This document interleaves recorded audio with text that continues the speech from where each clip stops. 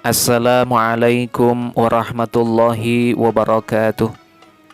Alhamdulillahi rabbil alamin. Wassalatu wassalamu ala Muhammadin wa ala alihi wa sahbihi ajma'in. Saudaraku, sahabatku rahimani wa rahimakumullah. Saum Ramadan seperti disyariatkan oleh Allah Subhanahu wa taala adalah untuk meraih predikat ketakwaan sebagaimana dalam Al-Baqarah 183, la'allakum tattaqun. Mengutip beberapa ulama muktabar tentang indikator takwa, bahwa takwa ini merupakan raja, harapan kita, yang dalam artian puasa kita ini akan menjadikan kita menjadi insan yang bertakwa. Dan bukan hanya sekedar di bulan Ramadan, bukan hanya sekedar ketika kita berpuasa, tetapi bisa berefek terus-menerus, menginspirasi bulan-bulan setelah bulan Ramadan dalam tahun-tahun selanjutnya. Menjadi menarik dan cermati bahwa takwa ini memang bukan hanya predikat yang bisa didapatkan hanya dengan berdiam diri saja, sekadar mengharap tiba-tiba Allah menjadikan kita bertakwa. Tetapi predikat takwa ini harus dikejar, harus diraih, harus diupayakan dengan berikhtiar semaksimal mungkin, berpeluh, berpayah-payah, bersungguh-sungguh, khususnya di bulan suci Ramadan ini. Oleh karena itu, sebagai tolok ukur dan kaca perbandingan kita, apakah kita telah meraihnya ataukah masih dalam target yang masih jauh, maka kali ini saya akan menyampaikan indikator secara eksplisit tentang takwa. Yang ini kita bisa temukan dalam Al-Baqarah 1-5 dan Ali Imran 133-136. Ada 4 indikator takwa yang akan saya sampaikan pada saat ini. Yang pertama adalah al-khaufu minal jalil. Indikator ciri orang bertakwa itu yang pertama al-khaufu minal jalil, rasa takut kita kepada Allah yang Maha Agung. Orang yang bertakwa, ciri orang yang bertakwa semestinya merasa selalu diawasi kapanpun dan dimanapun. Dalam istilah yang lain kita mengenal adalah muraqabah. Kalau kita telisik, misalnya dalam kitab Madarijus Salikin, Ibnul Qayyim Al-Jauziyah menyampaikan bahwa muraqabah ini adalah hasil. Bukan tiba dengan sendirinya, tetapi ada ikhtiar. Dan hasilnya adalah muraqabah ini. Hasil dari apa? Dari pengetahuan seseorang, yang dengannya dia meyakini bahwa Allah Azza wa Jalla senantiasa melihat, mengawasi, mendengar, mengetahui sepak terjang kita setiap saat, setiap tarikan nafas, setiap kedipan mata, dan seterusnya. Itu diawasi, dilihat, didengar, diperhatikan oleh Allah Subhanahu wa taala. Saudaraku yang dirahmati oleh Allah Subhanahu wa taala, Allah berfirman di antaranya misalnya wa'lamu annallaha ya'lamu ma fi anfusikum wahdharuh. Ketahuilah sesungguhnya Allah yang Maha mengetahui apa yang tersembunyi di dalam dirimu, maka kita berhati-hati, hati-hatilah. Itu kita temukan dalam surat Al-Baqarah. Ada juga firman Allah lagi yang lain, wa kana Allahu ala kulli syai'in raqiba. Allah itu Maha mengawasi segala sesuatu. Wa huwa ma'akum aina ma kuntum. Allah menyertai kalian dimanapun kalian berada. Alam ya'lam bi annallaha yara. Tidak tahukah ia?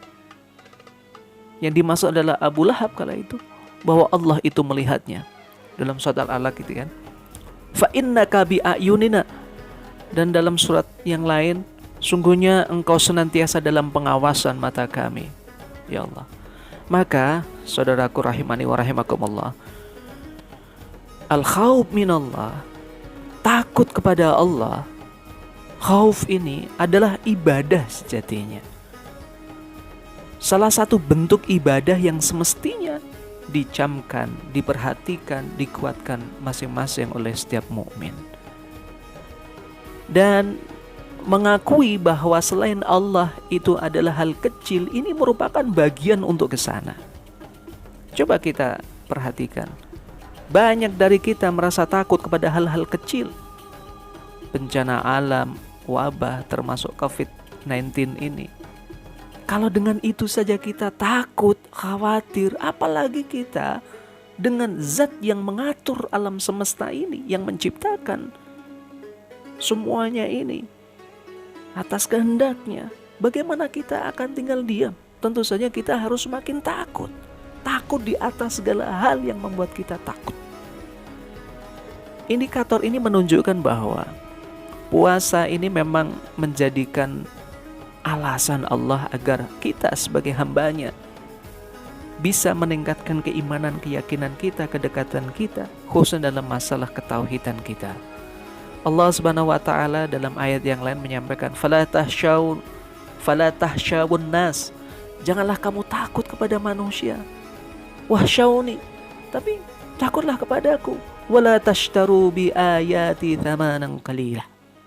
Janganlah kamu menukar ayat-ayatku dengan harga yang sangat kecil. Saudaraku yang dirahmati oleh Allah, rasa takut itu bermacam ya. Mungkin sebagai seorang pelajar, sebagai seorang mahasiswa, sebagai seorang murid khawatir, takut, cemas, gundah, nilainya kecil, tidak mendapatkan apresiasi positif dari guru, dari dosen, dari pengajarnya, dan lain sebagainya. Nah, takut kita ini kepada Allah bagaimana? Harusnya kita takut kepada Allah itu karena kita berbuat khilaf, salah, dosa akan mengakibatkan azab, balasan buruk, bukan hanya dunia tetapi juga di akhirat. Kita takut akan Allah, kita takut akan murka Allah, kita takut akan azab Allah. Na'udzubillahi min dzalik. Azab-azab yang mengerikan inilah yang kita berlindung kepada Allah. Dengan takut dengan itu, kita akan berhati-hati agar tidak mendekati perbuatan-perbuatan dosa, haram, dan seterusnya. Saudaraku yang dirahmati oleh Allah, dan sesungguhnya seseorang yang mendapatkan atau memiliki rasa khauf, takut kepada Allah ini bukan tidak akan dibalas, tetapi justru akan mendapatkan ganjaran besar dari Allah Subhanahu wa taala. Waliman khafa maqama rabbih jannatan. Orang-orang yang takut kepada Allah akan mendapatkan 2 surga. Ya Allah, takut kepada Allah akan mendapatkan 2 surga.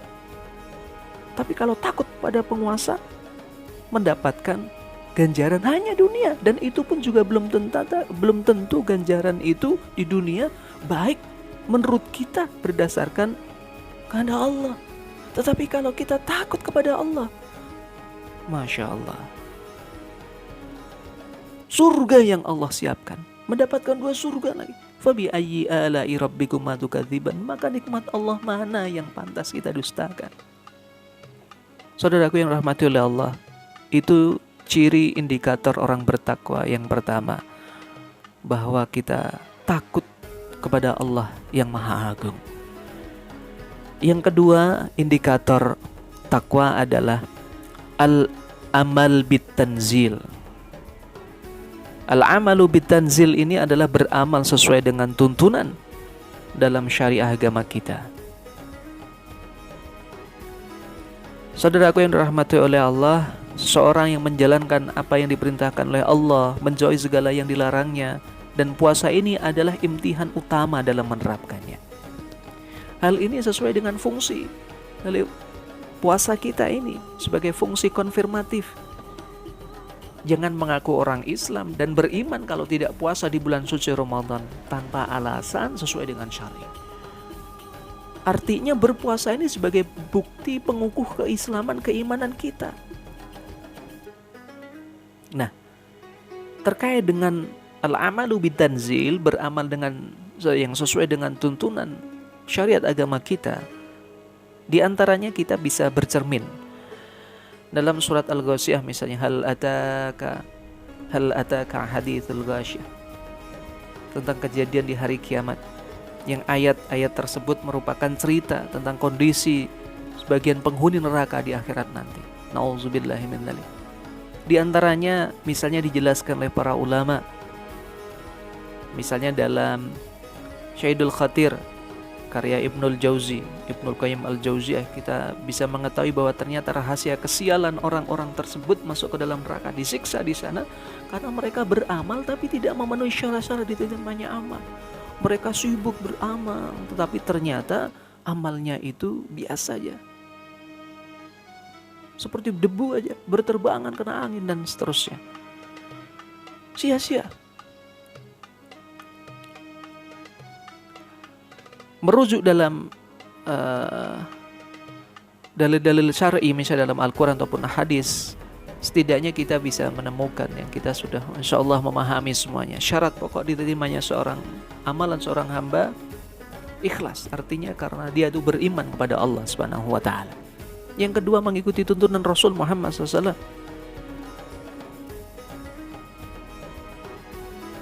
Dan dua syarat ini dijelaskan misalnya dalam akhir surat Al-Kahfi, faman kana yarju liqa'a rabbih, barang siapa mengharap perjumpaan dengan Rabbnya, falya'mal 'amalan shalihan, hendaklah dia mengerjakan amal salih yang tadi karena kepada Allah, beriman kepada Allah, bukan dengan beriman kepada yang lain.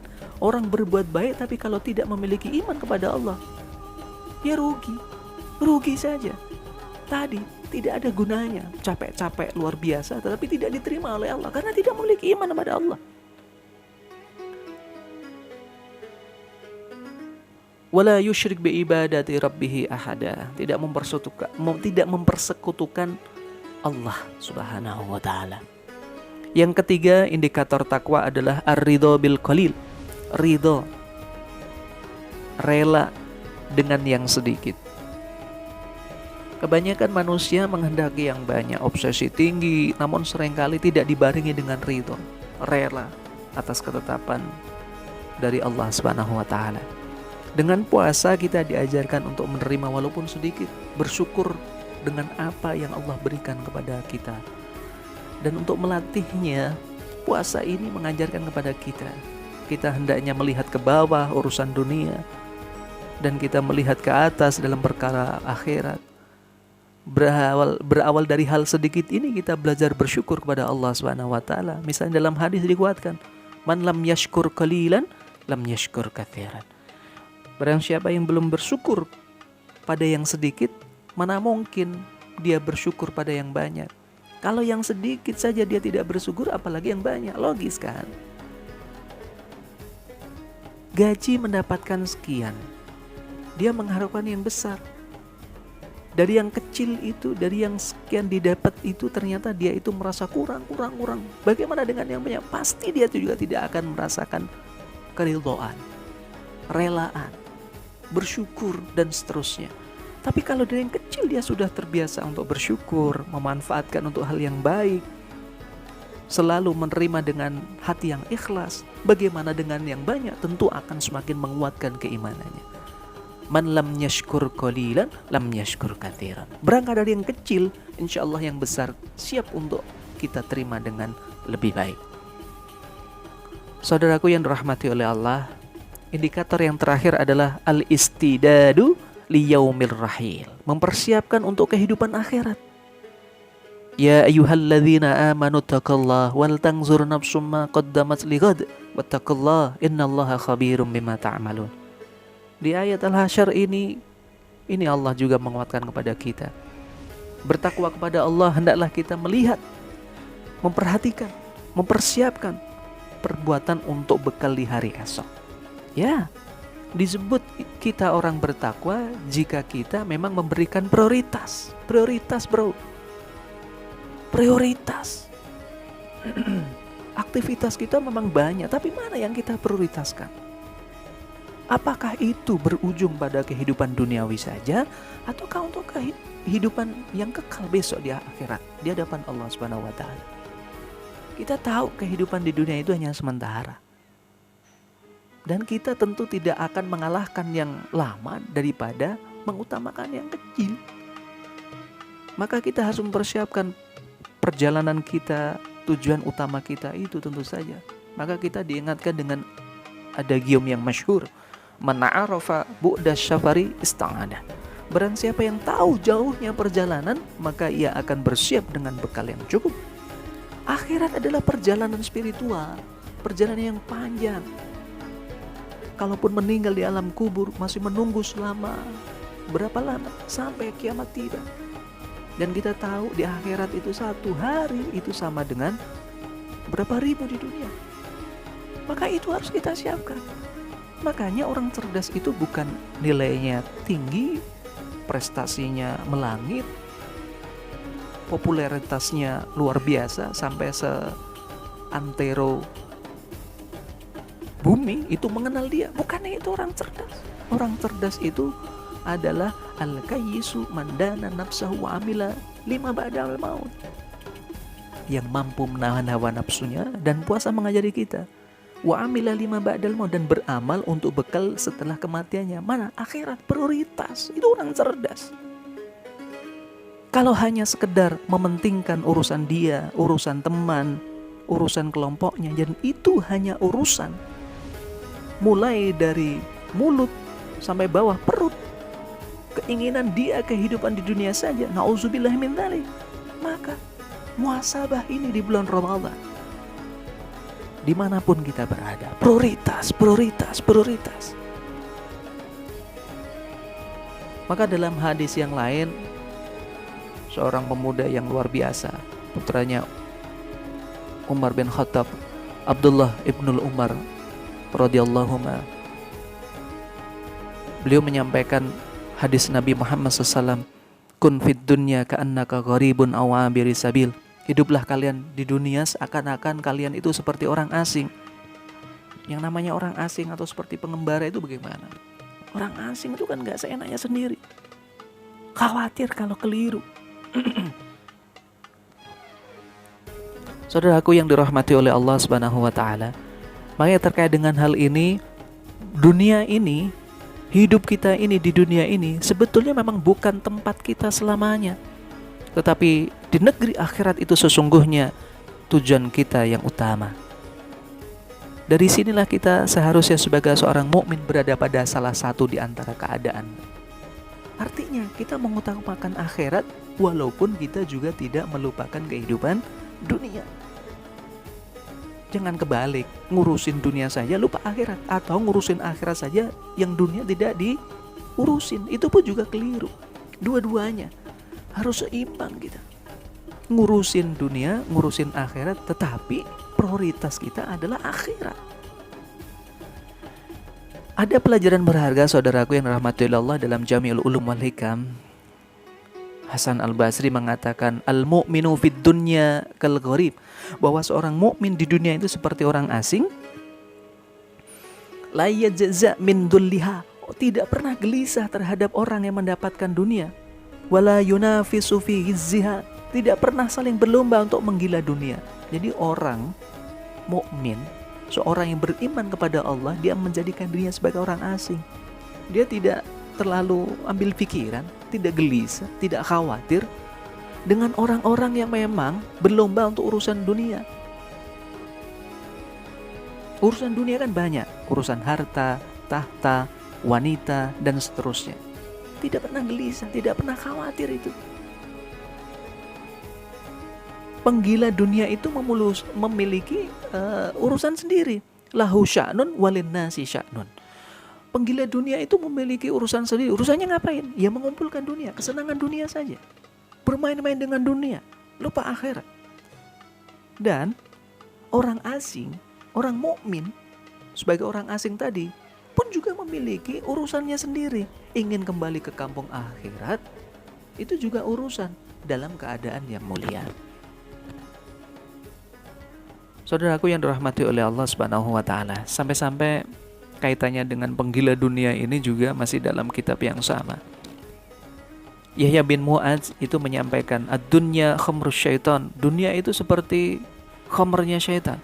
Tahu kan namanya khamr, memabukkan. Namanya khamr pasti menjadi candu, khamrnya syaitan. Siapa yang mabuk barulah tersadar dirinya ketika kematian itu gelap datang. Nantinya dia akan menyesal. Nadiman ma'al khasirin, nantinya. Artinya penyesalan itu datang kapan? Bukan sekarang, bukan kemarin, tapi nanti. Makanya penyesalan itu datang terlambat. Nantinya dia akan menyesal bersama orang-orang yang merugi. Na'udzubillah, tsumma na'udzubillah, na'udzubillah min dzalik. Saudaraku yang dirahmati oleh Allah, itulah 4 indikator orang yang bertakwa. Bahwa kita harus menjadikan momentum Ramadan ini agar kita mendapatkan derajat ketakwaan yang lebih baik, sehingga kita bisa menuju ke hadapan Allah dengan ketakwaan, prestasi yang mulia di sisi Allah Subhanahu wa taala. Dan ini adalah keberuntungan jikalau seseorang mendapatkan predikat takwa ini. Sayyid Qutb menyebutkan bahwa takwa itu ada 3 hal. Apa yang hadir, apa yang ada, apa yang hadir dan hidup dalam hati, menjaga kita dari sesuatu yang dilarang dan membuat kita bersyukur. Dan ini menjadikan bekal kita dalam kehidupan kita sehari-hari. Begitulah puasa kita. Ibadahlah yang istimewa, yang spesial, memberikan banyak pelajaran kepada siapapun yang mau mengambil hikmahnya. Semoga kita menjadi tuan rumah yang baik untuk tamu kita yang agung, Syahrul Ramadan. Dan tak lupa kita berdoa kepada Allah Subhanahu wa taala agar diberikan kekuatan, keistiqomahan untuk memaksimalkan kedatangannya, mengisinya, dan juga di tahun-tahun selanjutnya menjadi pribadi yang lebih baik, yakni menjadi orang yang takwa. Wallahu a'lam, billahi taufiq wal hidayah. Assalamualaikum warahmatullahi wabarakatuh.